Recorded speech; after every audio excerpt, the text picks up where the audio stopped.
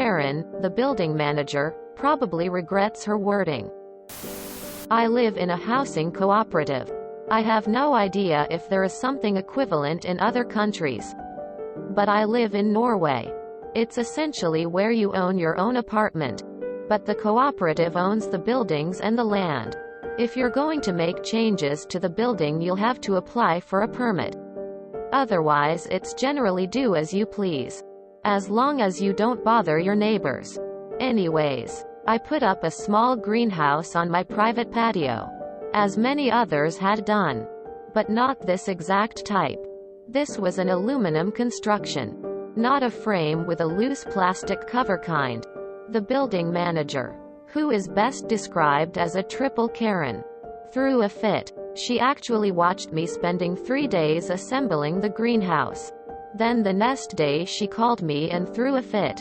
Not because I put up a greenhouse, but because I had used screws to fasten it to the patio for stability.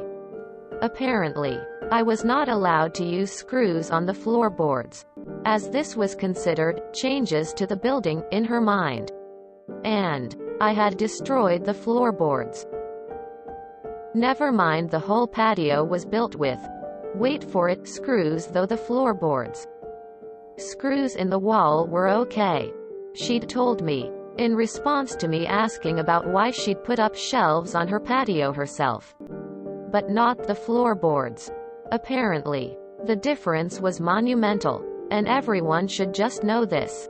Intuitively, nowhere, literally nowhere, does it say fastening things to the floorboards or putting screws in the floorboards is not allowed. Not in the house rules, my contract, or in the National Housing Cooperatives law.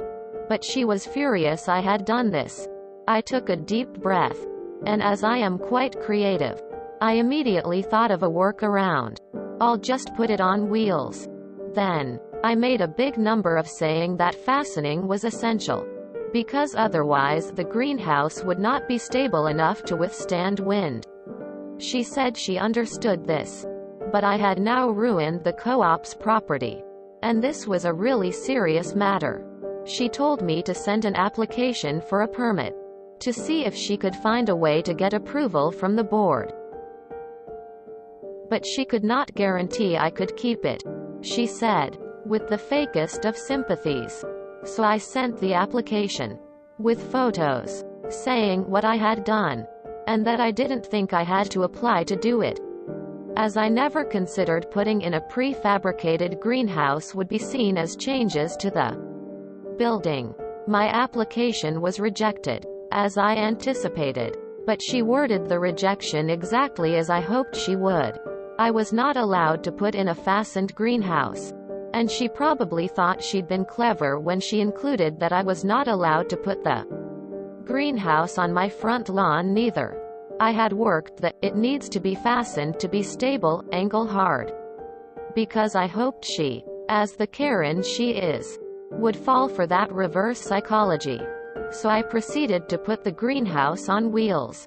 I made a frame from 2x4s, and put 8 small furniture wheels under the frame.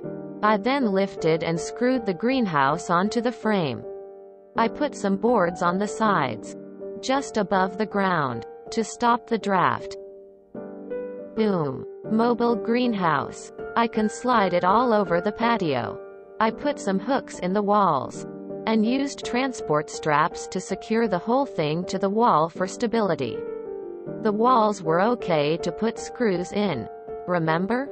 So in effect, my greenhouse is now in the exact same location, 4 inches taller, and with ugly blue ribbons tying it to the wall. And the patio now has 22 open screw holes, ready to be filled with rainwater in the fall.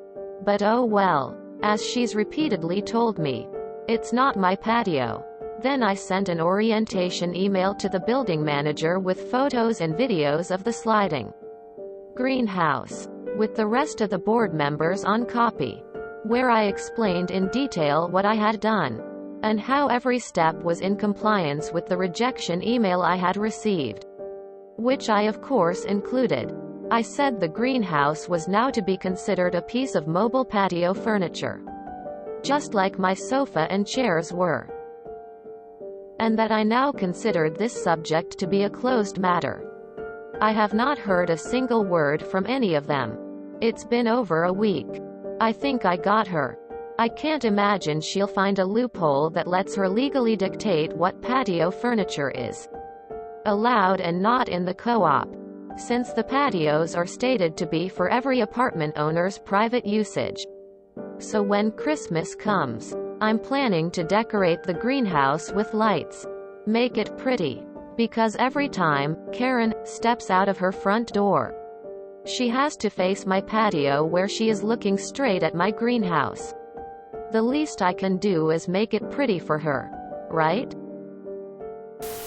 Are pink plastic flamingos easy to acquire in Norway? In the US, they are reasonably common and extremely tacky lawn ornaments. You could include a mobile plastic animal menagerie on your patio. Maybe even dress them up in seasonal outfits to celebrate the holidays. That, with the lights, should complete the effect. Edit. My petty butt is humbled by your appreciation. Also, thanks for the awards. I'm in a monumental fight with the building board, at my place currently. An old, male Karen, all rich in the building except me, told me a small unobtrusive light made the area feel like a red light district. I replied saying I wasn't sure about that, but I would trust his experience on the matter. On copy to all in the building. Haven't heard from him since. The arrangement you describe is called a strata in Australia. I think the strata here would be even more restrictive than you've encountered. Patios, even if they are completely inaccessible to other owners, i.e. they are totally private to you, or common property. All shared walls, ceilings and floors are common property. You are not allowed to make any change whatsoever to common property without the strata board approving it. This effectively means that any change other than moving freestanding furniture is prohibited. I've put up some planters and things on my patio, but I had to just use zip ties to attach them to the railings. There was not other means of fastening them that would be approved. I certainly wouldn't get approval to screw down anything into the deck. Not saying it's right, but that's how it is. Opening parenthesis. I agree with everything except not fixing the screw holes in the floorboards. If that's possible. I am no handyman. Correct me if needed. In my mind, the holes that will fill up with water when it rains can cause water infiltration in the patio. And that can cause severe damage. Arrange plants inside into the shape of a hand giving her the finger. You should look at a user by the name of Sloppy. Search Reddit for Sloppy Story and Alexa play Bitches Ain't Shit by Doctor or there are a lot of stories of his war with his neighbor. Anyways, he got some creative lawn decorations and put them up facing his evil neighbors. One of those creative decorations is a giant middle finger that lights up and blinks at the neighbor's window the entire time it's on. FUCKYOU. I'm sure your Karen building manager will appreciate your best wishes for her sex life. Here in Canada a few years ago we had a veteran who was cited for flying a Canadian flag which was slightly too large for the rules. The problem with these sort of groups is that they attract the kind of Napoleons that love to make the lives of others unpleasant. Petty dictators. Most of them.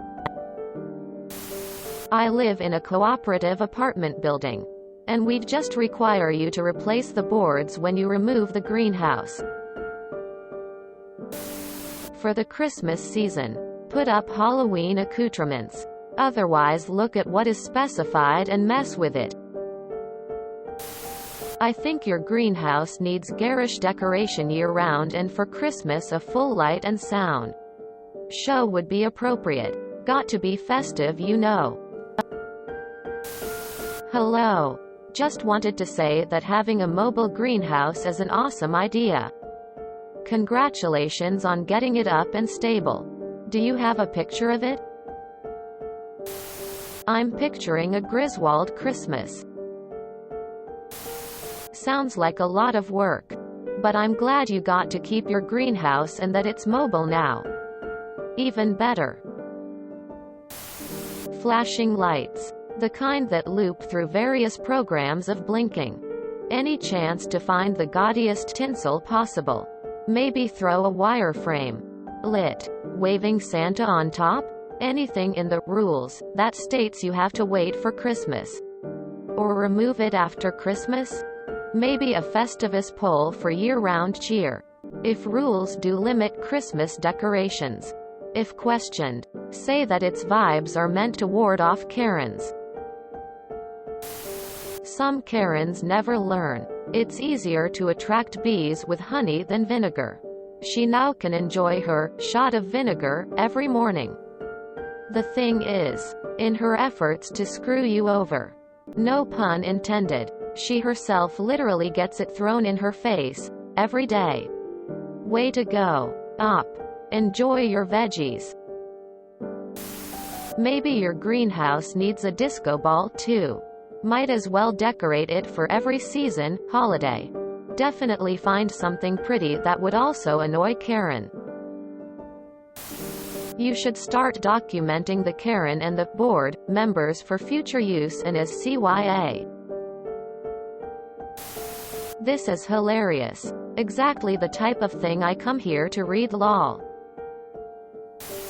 I love this. Do you have other holidays that you can make it pretty for her? Like Valentine's Day? I know most people make fun of us in the U.S. for our fun on holidays, but still, we do like excuses to decorate for different holidays. To all of you now thinking a Norwegian BRL is the same as an American WA. It is quite far from it. Although some of the same mechanisms and psychological trappings apply. 1. A BRL is a coup organized as a corporation owned by the deed holders for each property. It can be apartments in a large building or separate houses or a mix thereof. So all buildings, lawns and land is owned cooperatively through the BRL by the deed-holding residents.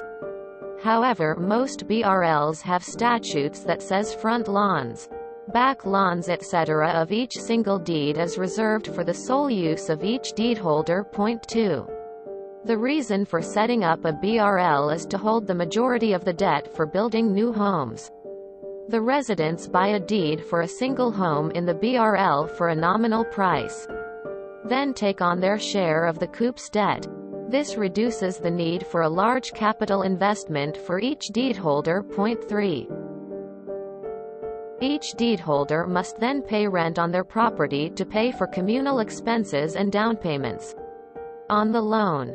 This is in addition to your personal loan if you needed that to pay for the deed. Point 4. As the BRL ages and the communal debt is paid off, the deed prices rise since the value of each deed rises. Point 5. A BRL is fully democratic and has strict rules for annual general assemblies, board elections and such. Getting enough people to actually do this job is a major pain since most people prefer to stay out of it. But if you are dissatisfied with the board, it is generally very easy to stand for election and take over. Or at least become a board member. If you are dissatisfied, odds are many others are also and will vote for you. Point 6. A BRL is not an organization that you can opt in and out of. They are fixed by the buildings they own and cannot acquire more power. Most of their responsibility is mandated by law. Point 7.